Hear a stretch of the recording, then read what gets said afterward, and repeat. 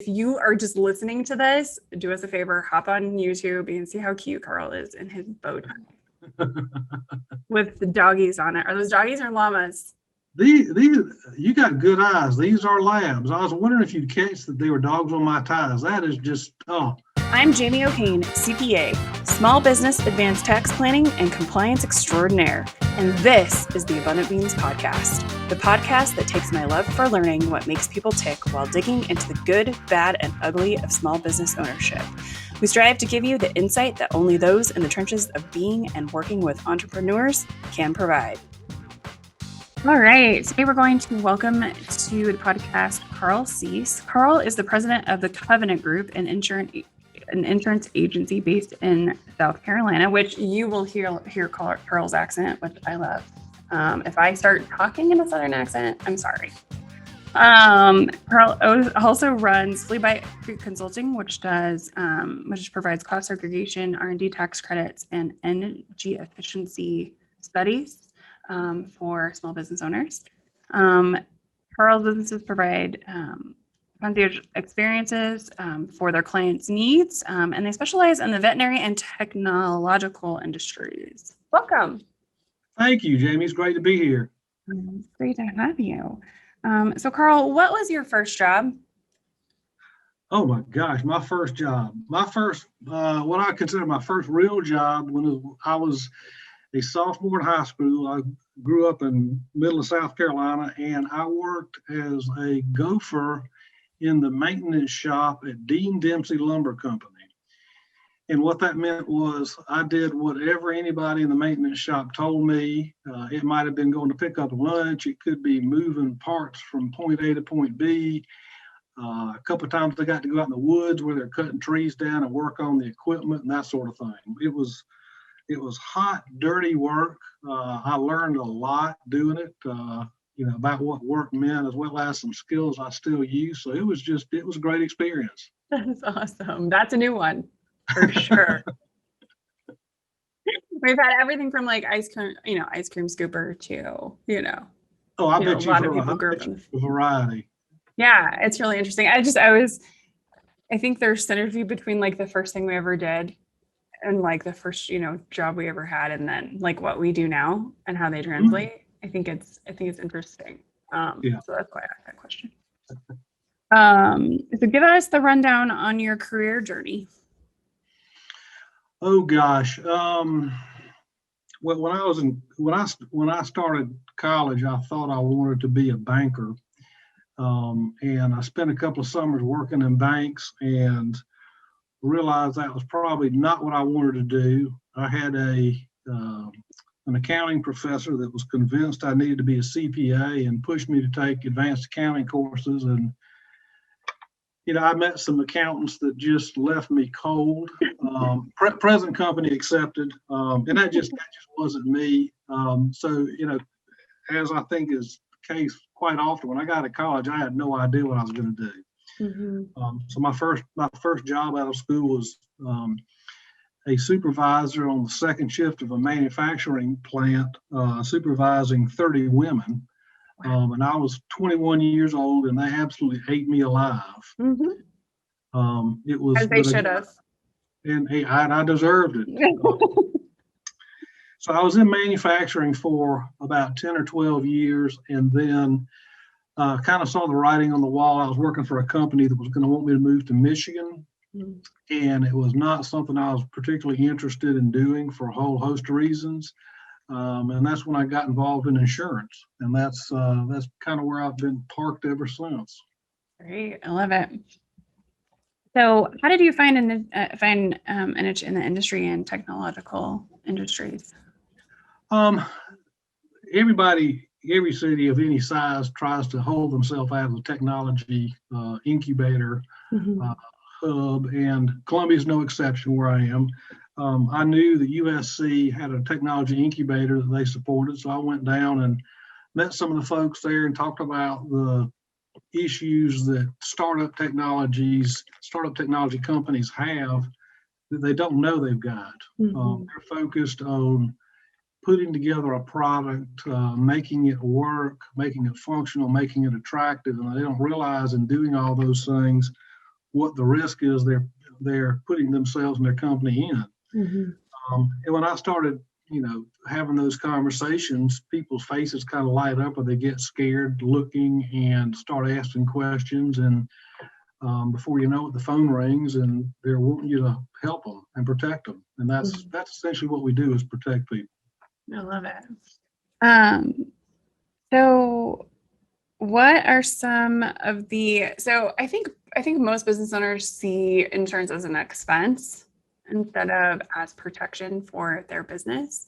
So can you kind of speak a little bit more about how insurance helps insulate businesses, helps, what it can do long-term for a business, whether in the startup or in the veterinary practice, or even, in the accounting industry, I see a lot of time people like freaking out, and I'm like, call your E&O.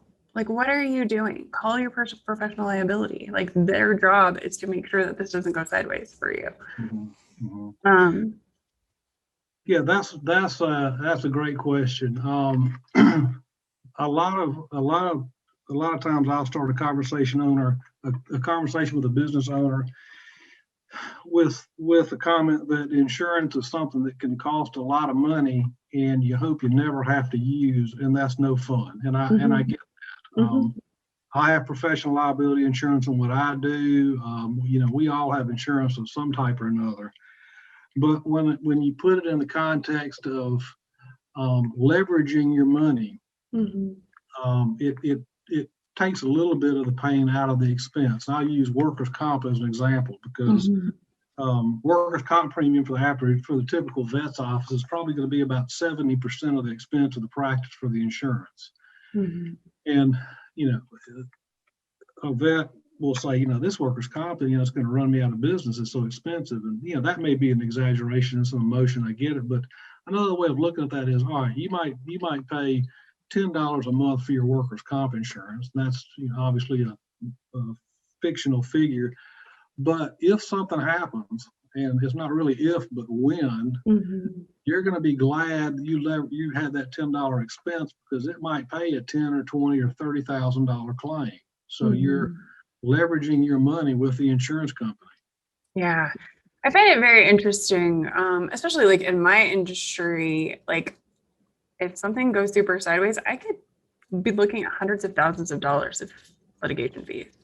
Hundreds of thousands of dollars. I would rather pay $2,000 to the insurance company every year for my millions of dollars of coverage, right? Then have to figure out how to sell my house to cover that. That's it. And something a lot of folks don't take advantage of that is a shame is the loss prevention services that the insurance companies provide. You talk about you as an accountant have your professional liability. Whoever the carrier is has got resources that you can access for no charge to make sure your practice is doing the things the way it ought to be. Yeah, mine does. People are like, I need engagement letters. I'm like, go talk to your E&O. They should have those things for you. My E&O is specifically for CPAs. So if I have an inkling that something might go sideways or doesn't feel right, I just call them. They call me back with a lawyer calls me back, or somebody in risk management calls me back, and we talk through the problem. And if I do that, I don't have to pay my deductible if it does go sideways. That's exactly right. And actually, most professional liability contracts require you to notify the carrier if you suspect something's going to happen. It doesn't have to be a registered letter showing up in the mail, a summons, a formal complaint. If you've got a thought that something might be, not right, you're obligated to call and report that. Yeah. I had a partnership that was imploding, and they're trying to pull me into the middle of it. And I called my E&O. I was like, they're trying to pull me in the middle. And they're like, okay, this is what you do. You need to send an email. Make sure you say that you represent, the business, not either partner. And if they try further, then just give us a call. Like, I didn't know what to do. I wasn't sure, what my step was, but I was like, this isn't right. This could potentially be an issue. And they're like, yeah, thanks for calling us. That's what they do. It's what they do. It's so cool to have them in my back pocket. And all of a sudden, that $2,000 or $3,000 a year you're paying just feels like the best money you spent, doesn't it? Yeah, I love it.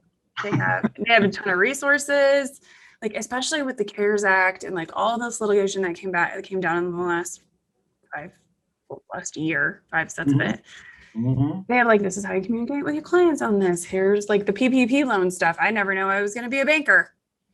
You thought you would going to be a banker. I am now. It was the craziest thing. And they're like, this is how you handle these engagements. This is how you help your clients. This is how this is how you can structure your fees. Like, okay, great. I don't even have to think about it. Like I could just go to them and say, what do I do with this thing? And they're like, here you go. Here's your grievance. Right. Here's how you do the thing. Here's your scope. Exactly right. It's huge. So where do you find that most businesses are underinsured?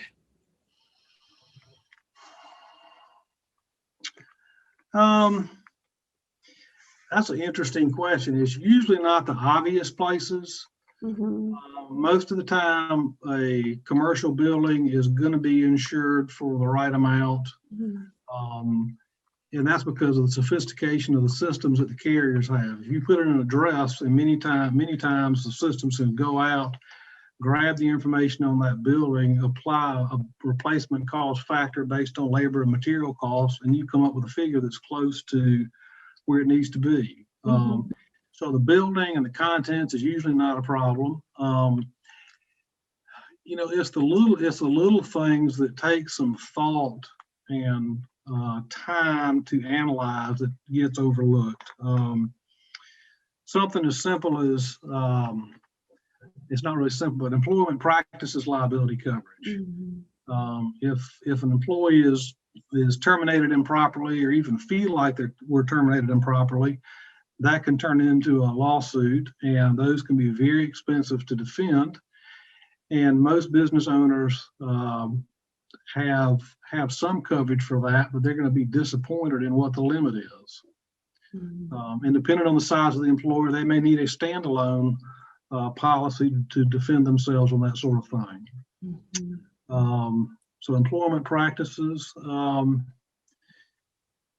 another one that's gotten a lot of press here, it's gotten a lot of press for the last 5, 6, 7 years, is cyber liability. It's a big one. The Colonial Pipeline here on the southeast coast shut down for 4 or 5 days, and it was causing serious problems. And small business owners say, well, that's who's going to come after me? And I can think of four veterinary offices right now that I have had their systems hacked and shut down and either held for ransom, or just a virus gets in there and they have to start over. It's just about wrecked them. So it happens. And the reason the smaller businesses are attractive targets is because they're small. They don't have the sophisticated firewalls and systems in place. They don't do the employee training to keep people focused on not opening up every email that comes in, looking at them with an eye and thinking, do I really know somebody in Uzbekistan or wherever it might be? Yeah, or not to download those attachments, or obviously cybersecurity is a huge issue for us and our industry, and system security is a huge issue, because oh my gosh, ripe targets, accounting firms, like we data most people don't have. That's right. So I have 2 policies, 2 cybersecurity policies on top of all of our security measures. And taking the cyber a step further, veterinary practices and many companies rely on software to run their businesses. And if that software is shut down and they don't have access to it for 2 or 3 weeks, think through how that would affect your operations. And it could cripple a company. So within the cyber policies, you need to make sure that you have coverage for that type of event. There's specific coverage that's built in. I can't remember what the term is for it, but it's for an upstream provider that you depend on. That if their services are not available because of a data breach or whatever reason, that you will survive that event, even though it's nothing you did or were directly involved in. You were suffering a loss from it. From the third-party apps. Interesting. Exactly. So let's talk cost segregation, because I really think that's probably most applicable to a lot of our clients, you know, especially in the veterinary space. Right. So I don't know if we've ever talked about cost segregation on the podcast before. You're first. So what is cost segregation? Cost segregation, in its simplest term, is a change in the way a commercial building is depreciated. Mm-hmm. You're changing the way that you allocate the cost of that building over a period of time, and it's doing it so it can be very tax advantageous to the building owner. We're all about tax advantageous around here. That's right. You know this. So it takes the component. It takes so if you purchased a building, right? A lot of times we would just stick that into our depreciation schedules, and we would depreciate over 39 years, right? Mm-hmm. So what a cost segregation study does is it takes it down to its components, the building's components. So maybe HVAC, maybe flooring, maybe painting, whatever, all those things. And it gives us the ability to take those things and depreciate them faster than that 39 years, right? That's it. The lingo in the cost segregation industry is that certain components of the building are reclassified by an engineer into shorter time frames of depreciation. So instead of 35 years, parts of the building would be reclassified into 15, 10, 7, and I think sometimes even 5-year buckets of depreciation. There are some 5 buckets sometimes when we're looking at those. So that gives that accelerated expensing for the client, which reduces their tax load. That's it. I think I've got this right. You're the CPA, but it's a non-cash deduction, which is good because you get to deduct it from your taxes in any given year, but you don't have to write a check for it. So that's just wonderful. So in the tax mitigation, we talk about permanent tax savings and deferred tax savings. So I thought, more depreciation is generally is permanent savings. That's right. That's exactly right. Well, until you sell it, you have to recapture it, but that's a whole nother conversation. So we talked about buying a building, but who else can use cost segregation studies? Well, you don't have to own the building. If you are leasing space and put money in for upfit costs, those upfit costs can be reclassified as well. So it can be for someone who's in lease space or who owns a building. I love it. So if a veterinary practice comes in, it's a blank space, they spend 80% of their loan, because that's what I'm seeing right now, on costs or on lease improvements or improvements to the space to make it usable as a practice. That cost can also be broken down into components. Absolutely. I love it. The benefit to that is that we, even with accelerated depreciation, which we don't always can use, right? Can always use it, especially if you own the building.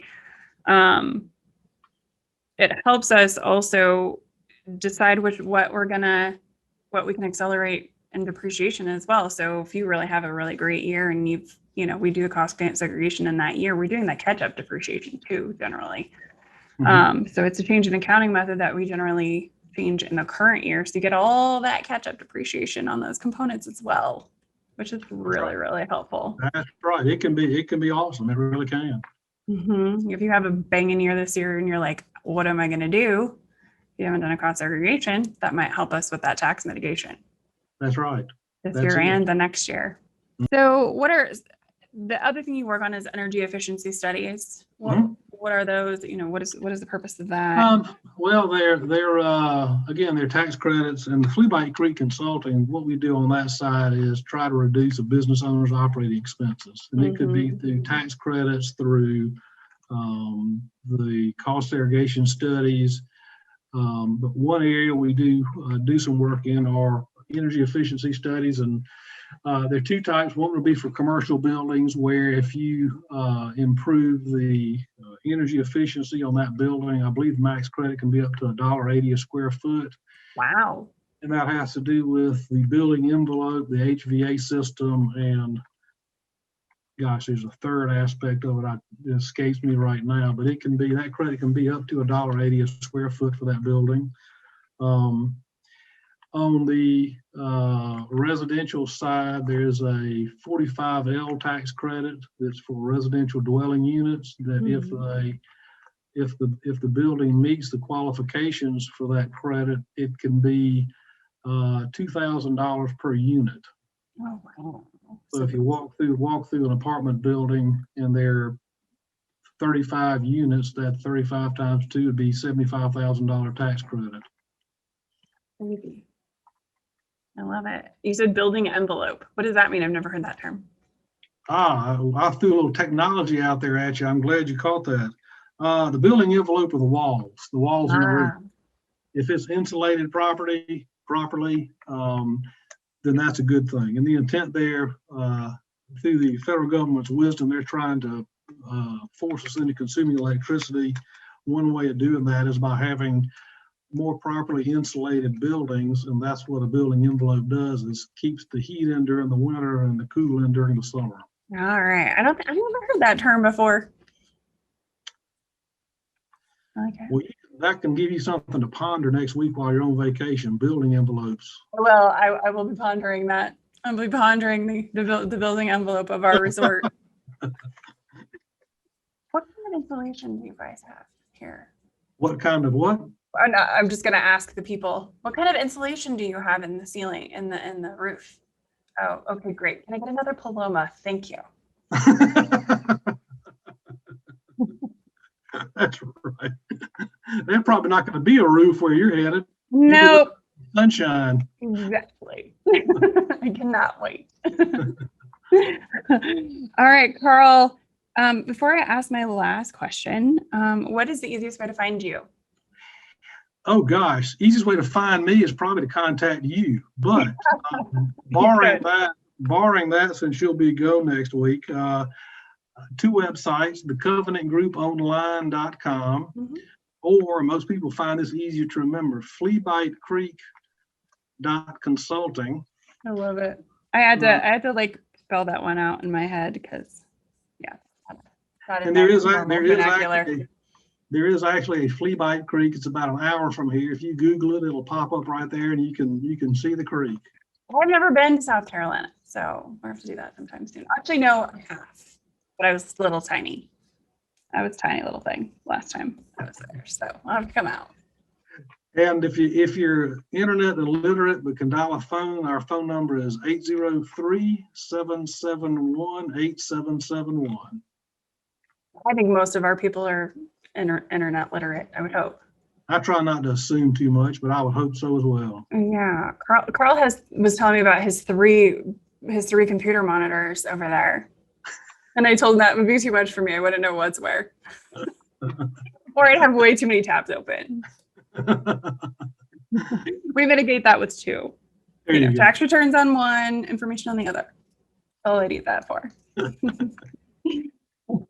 All right. Carl, a question for you. What is the one piece of advice you would give a startup veterinary practice owner? Oh gosh. That's a tough one. Work with people you trust. And if someone's not asking you a lot of questions, then they're making assumptions about you and about your business that may not be true, and that'll lead them to make bad decisions on your behalf. Oh my gosh, that's fabulous. I love that. Very true. I've been practicing that for days. How do you practice it for days? No, but I